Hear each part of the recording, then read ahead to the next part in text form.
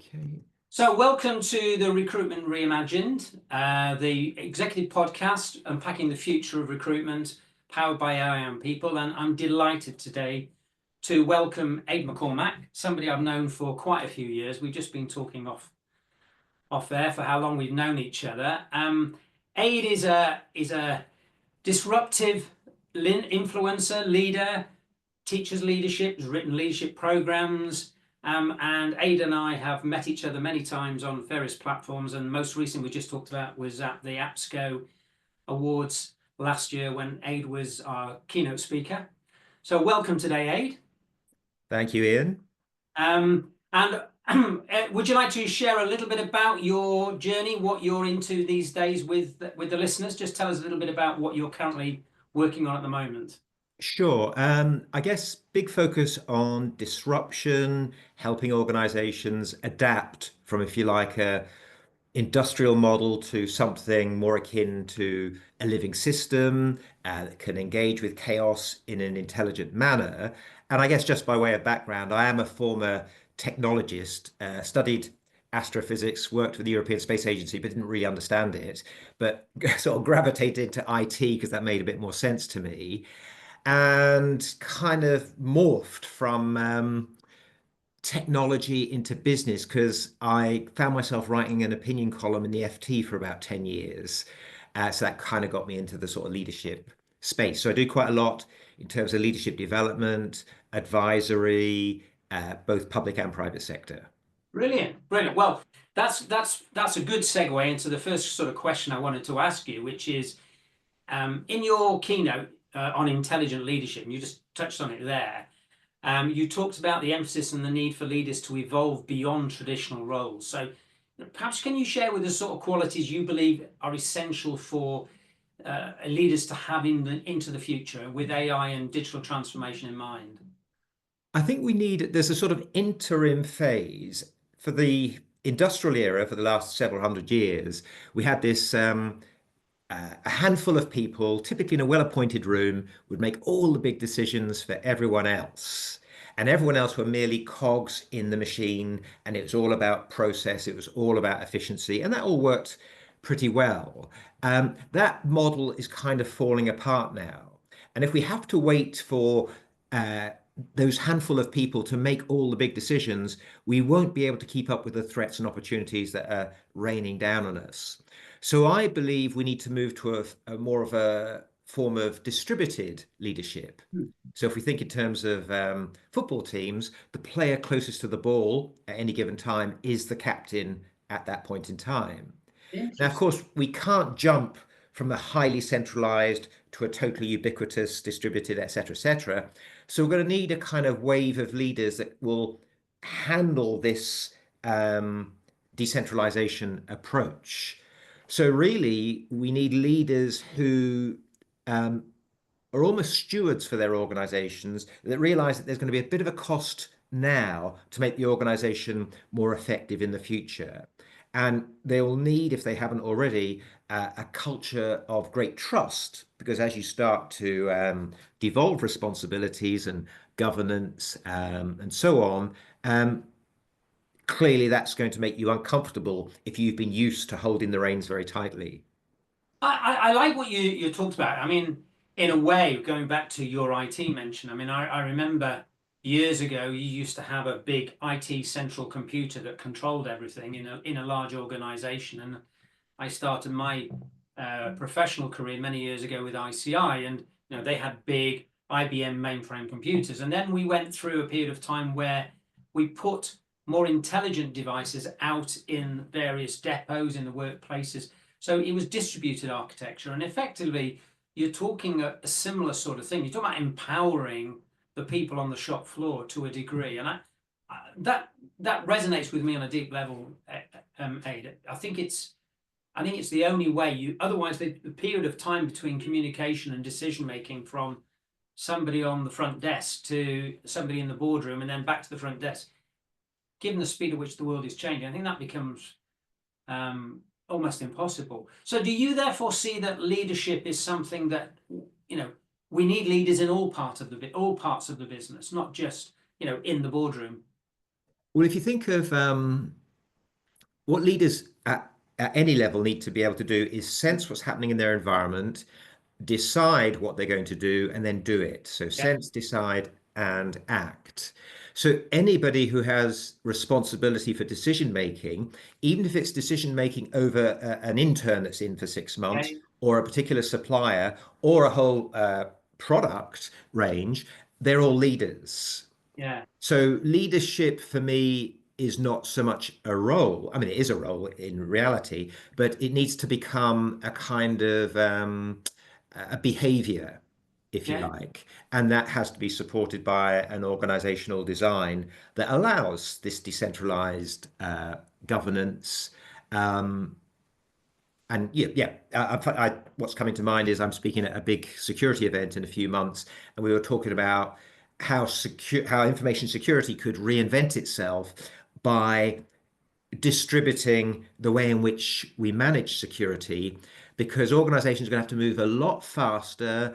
They're going to, if they have to get sign off every time they do anything, there'll be very little innovation. So information security people in turn have to facilitate that fast and loose approach that we're going to need to take. I like what you're saying. I really do, and I think it definitely resonates with me.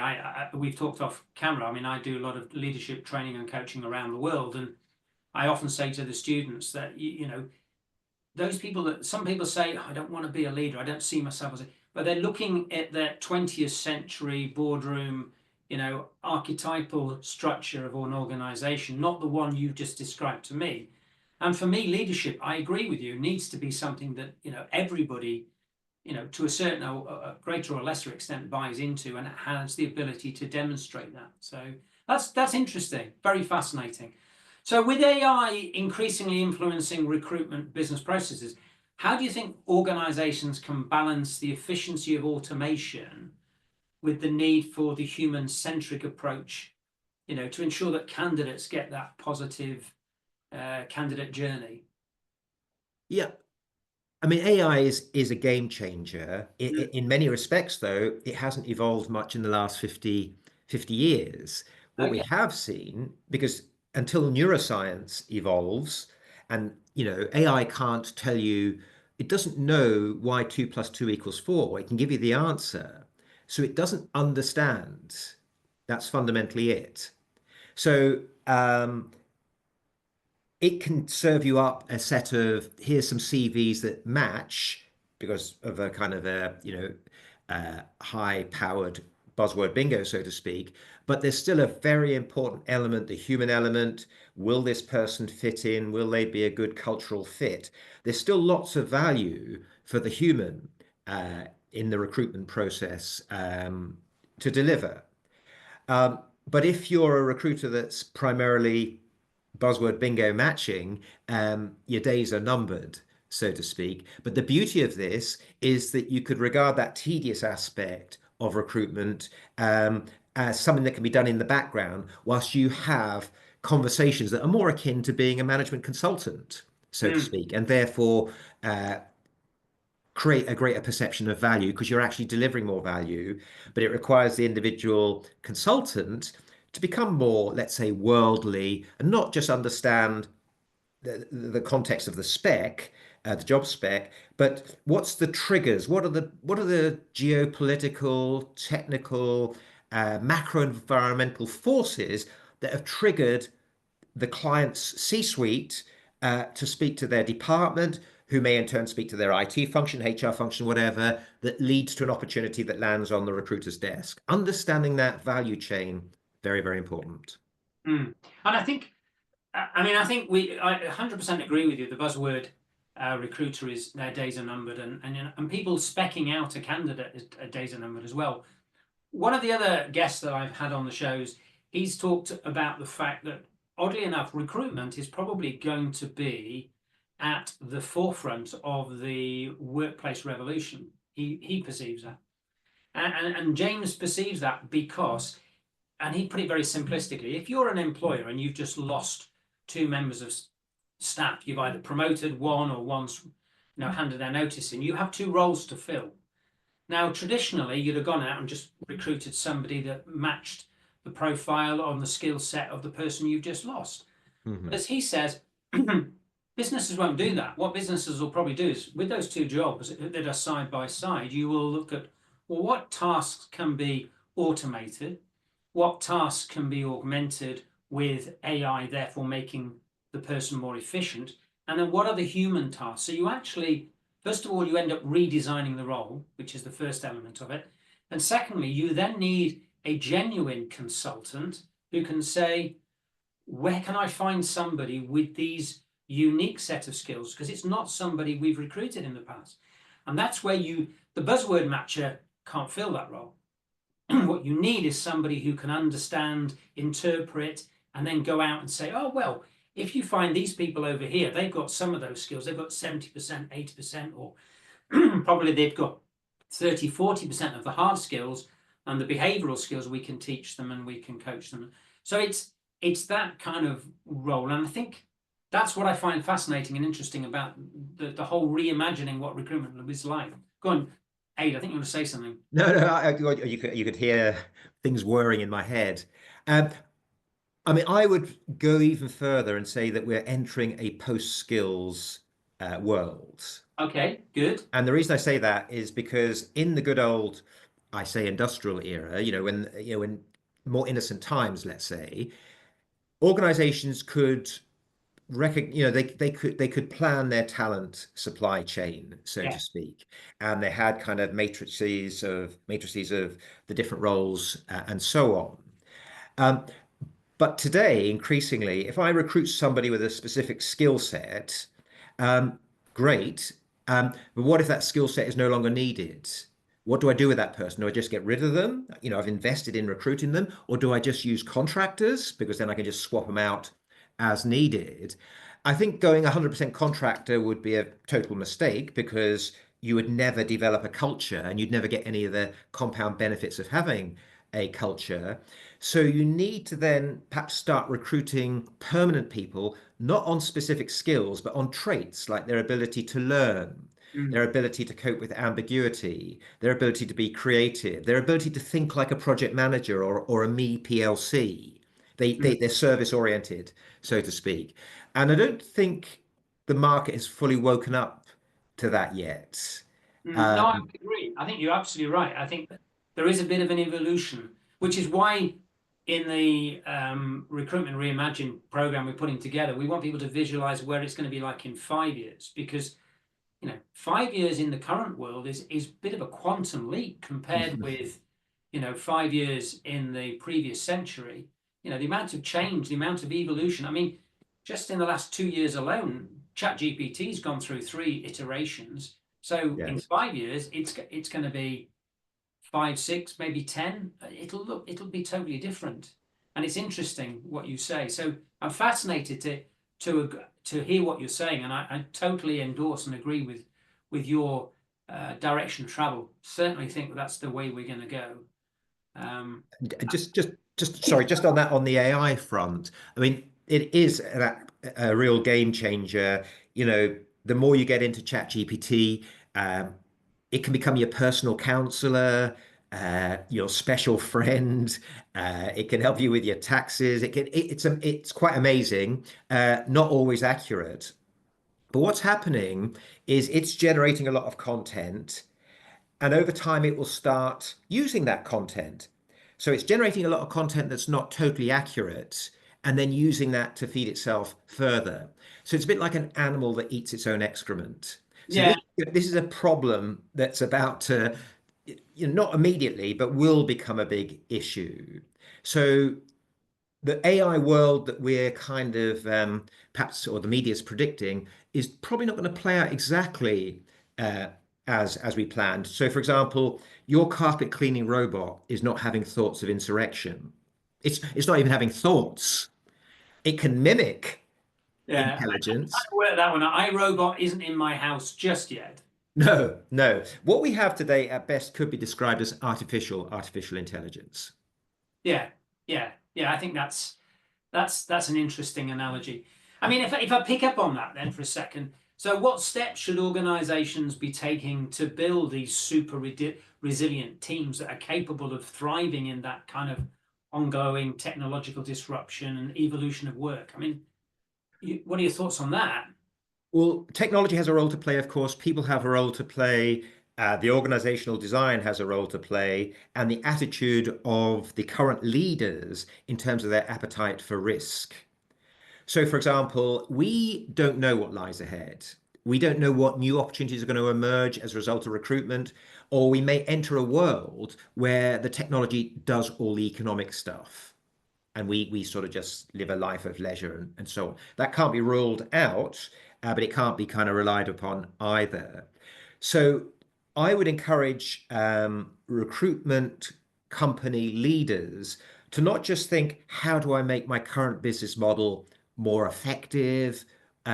Or just let's work a bit more on the branding with a bit more thought leadership. We can put a bigger margin in. It's to actually look at very different delivery models, Mm. which could involve, help yourself CVs, or you can eat CVs, whatever. And actually go a little bit up and down the value chain. So, should we do a little bit of workplace consultancy? Should we do a little bit of skills teaching ourselves, and even move into non-adjacent markets? So, if you could imagine, I don't know, Krispy Kreme selling bespoke tailored suits, those are not adjacent, Yeah. donuts and are not adjacent markets. But we have to veer into non-adjacent markets because we were talking about Germany earlier. Germany is optimized for automotive. Villages are dedicated to supplying parts to the main players and Yeah. so on. Now, if automotive goes out the window, which it kind of is, Germany's kind of stuffed, so to Yeah. speak. No diversity, very hardwired, hyper efficient. So I'd encourage recruitment companies to be constantly experimenting, and particularly if your business is going very, very well, and don't rest on your laurels. Keep experimenting as if this is day one of a startup. You're not looking for just new products and services, you're looking for new business models as well. So, in my view, businesses in the future that are optimized, that have no single point of failure, existential failure, are ones that actually are not just one business model, but have multiple business models. So, if one part of it dies, a bit like having a portfolio, an investment portfolio. So you're very much subscribing to what they call the VUCA leadership, and VUCA being the velocity, uncertainty, complexity, and ambiguity that exists in the world. And VUCA leadership is using things like vision to combat velocity, and I mean ultimately the A stands for agility. And what you're talking about there for me is creating a business that is agile, that can respond to the market, can respond to the geopolitical. We just talked about off air with the new government in America and tariffs and all of that. And okay, it's been a bit headlined, but nevertheless, I don't think any of the nations of the world were foreseeing what we're facing with right now. And the fact that we can have tariffs imposed this week and in 3 weeks' time they're suddenly turned off and then they're going to be turned back on again. I mean, you need a very agile economy, business, corporation to be able to respond to those. So I think you're right. I think we are priming the world for disruptive models. I think that's what you're saying, aren't you? I am. And I might be getting a little bit semantically fixated here, but I don't think agility is enough. Okay, that's good. Go on. So, for example, you've heard that there are bears in the region. So you can either avoid the bears or you can see the bear coming and you might choose to get into a fight with the bear. And because of your agility, you'll duck and weave and so on. Um, but whilst you're looking out for a bear, you get bitten by a snake. Yeah, yeah. Um, so, I get, so I it's get. in effect being prepared for everything. It's Mm, a bit like driving along the motorway. If you spend too much time focusing on the motorbike in front of you, you'll miss what's yeah, going on around you. So it's a mixture of attention, which is, you could call it soft focus, and hard focus. yeah, yeah. Um, and for me, there's certain things that are a little bit predictable, but most things we're in by and large going into a world that's hyper uncertain, as you've said.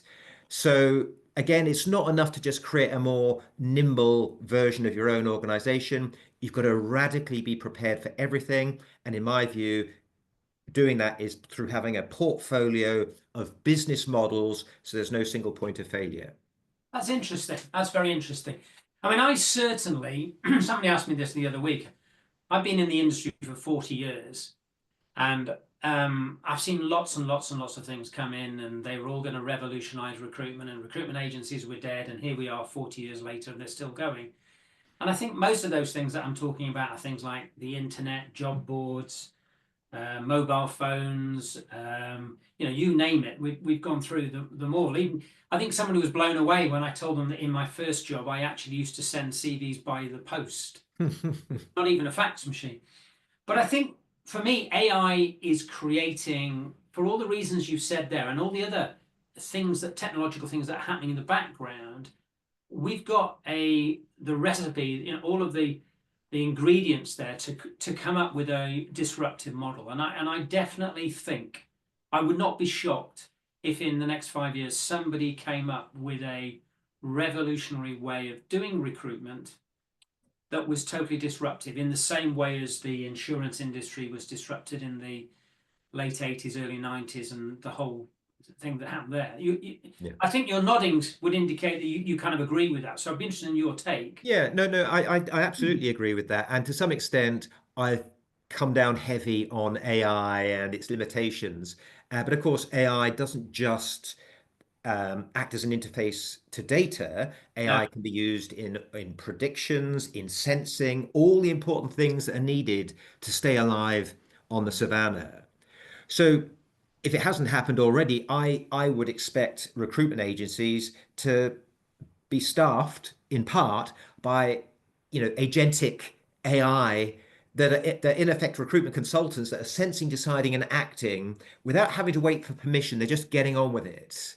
And there's no reason why you can't spin those up. I mean, once the market's taken off sufficiently, these guys will start to charge. They're losing money at the moment offering their AI services, but eventually it will become costly. And then the big decision we have to make is, do we become experts in AI ourselves, or do we use third-party products and services, and so on? So these are decisions to be made. Uh, but yeah, I think AI will definitely be a game changer, but there'll always be a place for people, not least as sort of AI engineers. But keep in mind that we as humans, the big LLMs, for example, they've had tens of thousands, hundreds of thousands of hours of training. We've had millions of years of training. The fact that me and you are here today says a hell of a lot about the survivability skills of our ancestors. It And a does. lot of that surviving on the savannah is wired into us. Our Yeah. ability to pick up on weak signals in very small data sets, Mm. AI will never be able to do that. AI requires very large data sets. Mm. So when we're having an interaction, or somebody's in the pub on a Friday night, you can't work out whether they're having a laugh with you or you're about to get a hammering. Um, you're very attuned to the micro signals. You tend to pick up sooner rather than later that this is not going well, and that's a skill that can be brought uh, to the workplace, particularly when you could say the modus operandi is crisis as normal. Yeah, yeah. And it's interesting you say that, because as we've talked off air, I mean, I'm an NLP master practitioner, so we are taught how to read body language, and I do not think it'll be long before you can teach a computer to read certain elements of body language. But I think there's a great book which I'm sure you're aware of and I'm sure you've read, which is The 7 Habits of Highly Effective People by our good friend Stephen Covey. And what Stephen talks about is listening, and he talks about listening on 5 levels, where level 1 is just you're having a conversation and you're listening to the person and you're interpreting what they're saying based upon how it's going to affect you. Now, as I often explain to recruiters, if you're listening at that level when you're interviewing a candidate, then you're not going to be doing a good job. So you need to move to what I call a minimum of level 2 or level 3. So level 2 is when you're clearing your mind and you're focusing on the person who's talking. Level 3 is when you're starting to listen to what they're saying, but also what they're not saying, hearing their hesitations, and also looking at the words they're using and not using, listening to their tone of voice, their body language, and all of that. Now, at level 5, if you follow Covey's example, you're actually intuiting. You're taking that information and you're using it and you're connecting emotionally with the person. Now, okay, AI can get to level 1, possibly level 2, maybe level 3. But as they're not sentient beings, the ability to have those feelings, to understand emotionally what somebody is saying and open your heart to be emotionally connected. I'm not saying we'll never get there, because I'm very much aware as I get older what my grandfather experienced in his life, and I think what we've experienced in our lives, Ade, because you and I have got quite a few more grey hairs than we used to have.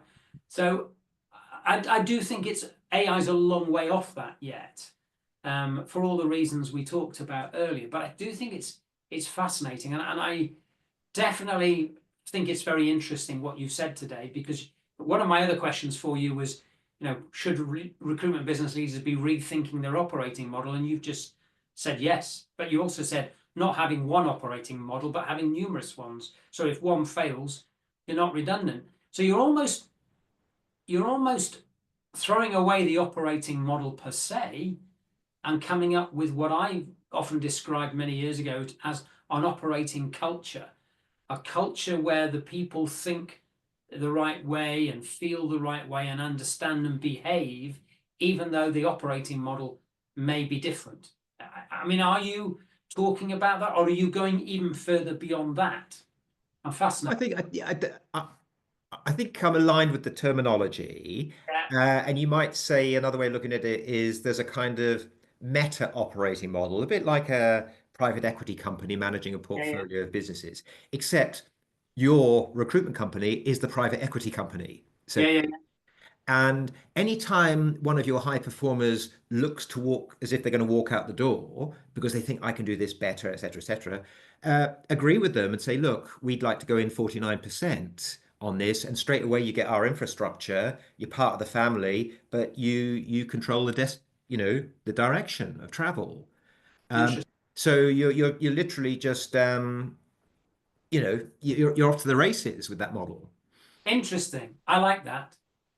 I think we probably need to call it a day today, Abe, but I would love you to come back again and explore some of these topics. I mean, it's been fabulous reacquainting myself with you, listening to you today, getting your views on this, and there is so many, nuggets you've said today, which I'd love to explore. If somebody else wants to get in touch with you, Abe, are you comfortable if they reach out to you on LinkedIn? But obviously, Oh important. no, absolutely. Feel free to reach out on LinkedIn. I've got a website, ademccormack.com, which Yeah, has a blog around careers, and then I've got a micro think tank called the adaptiveedge.org, if people are interested in what I'm writing about. that's brilliant. Well, as I say, once again, thank you very much. And I look forward to seeing you again in the future. And thank you, listeners, for joining us today at the Reimagined podcast. And we'll see you again soon. Take care. Thank you, Ian.